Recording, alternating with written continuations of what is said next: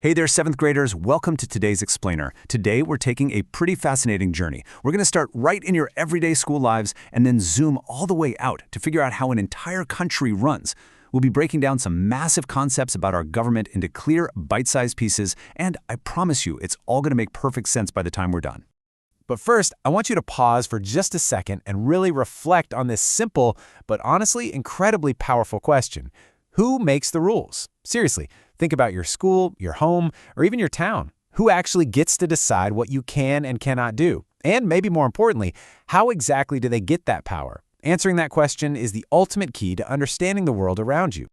So, here is our lesson plan for today. We'll start with the school committee analogy, then look at the everyday roles of government. After that, we'll cover the 3 core functions of government and how we choose our representatives. Finally, we'll compare democracy versus kingdoms and wrap up with exactly why your vote matters. Okay, let's dive right into Section 1, the school committee analogy. Let's head into the school hallways for a very familiar scenario. Imagine your school needs a student committee to make some really important decisions. Now, you might have a 12th grader say, "Hey, we're the most senior, we should totally take care of everything." But, well, there's a pretty big dilemma there. If only the 12th graders are running the school, how will they ever understand the highly specific problems that you face as 7th graders? They won't. They've kind of forgotten what 7th grade is even like. You absolutely need someone who understands and represents your unique needs. So the school basically has 3 options to form this committee. Option 1, everyone takes responsibility. If literally everyone tries to run the school all at once, that's going to be total chaos for sure.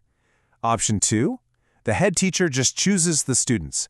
Okay, that might be organized, but is it really fair to the students who actually want to say? Probably not. Which brings us to option 3. Students elect their representatives through voting. Those chosen students then become the committee.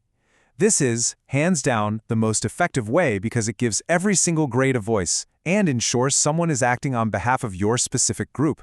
We call this representation. Moving right along to Section 2, everyday roles of government. Now let's take that whole student committee concept and scale it all the way up from your school hallways to an entire nation.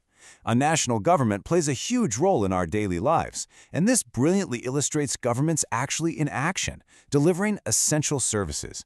You see, they're out there building highways and railways, keeping the country safe with national defense, running public hospitals to keep us healthy, and managing the overall economy to, try and improve people's lives.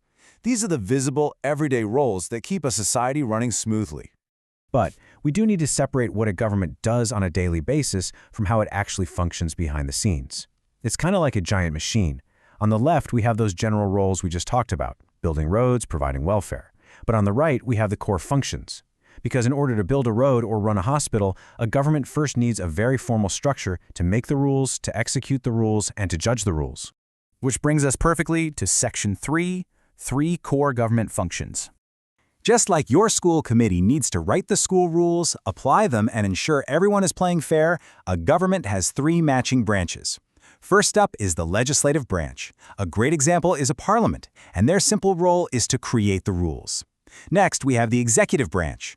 This includes leaders like a prime minister and their ministers, and their job is to basically put those rules into action, to implement them.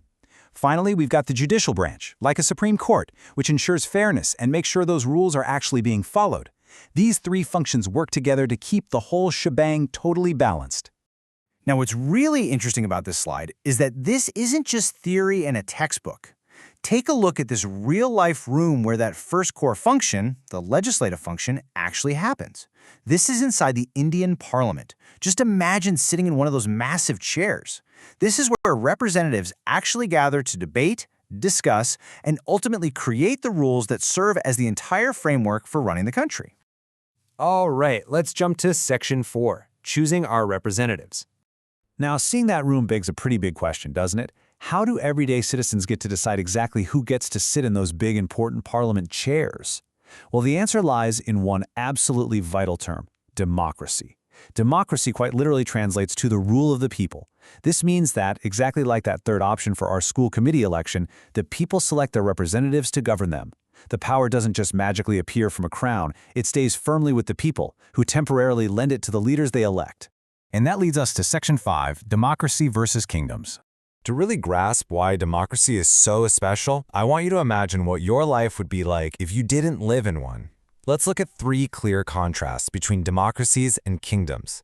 First, in a democracy, the government is formed by elections, specifically universal adult franchise, which is a fancy way of saying all adults get a vote. In an absolute monarchy, power is just handed down through family lineage. I mean, you get to be in charge literally just because of who your parents are. Wild, right? Second, democracies are built on strict equality amongst all citizens. Everyone has equal access to facilities and is equal before the law.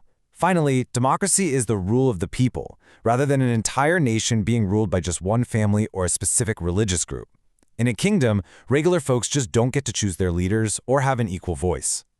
And finally, we arrive at Section 6, Why Your Vote Matters. Let's bring this whole lesson back down to a very personal level. Why does all this matter to you as a 7th grader? Well, in a democracy, representation is never permanent. If the government isn't doing its job right, if it fails to protect your rights or provide your basic needs, the people have the ultimate power, accountability. You can literally change your representatives through the next set of elections. Actually, scratch that. It's not just a check on power. It's your power. It holds leaders totally responsible for their actions. So what does this all mean for us? I'm going to leave you with this final, provocative thought to wrap up our explainer today. I want you to deeply reflect on this question. Why is voting vital for the future of your community? Remember the school committee?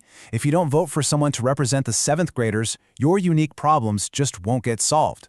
Someday very soon, you are going to have the power to shape your world, to hold your leaders accountable, and to make sure the rule of the people truly works for everyone. Keep that in mind and keep learning. Thank you so much for joining me, and I'll see you in the next one.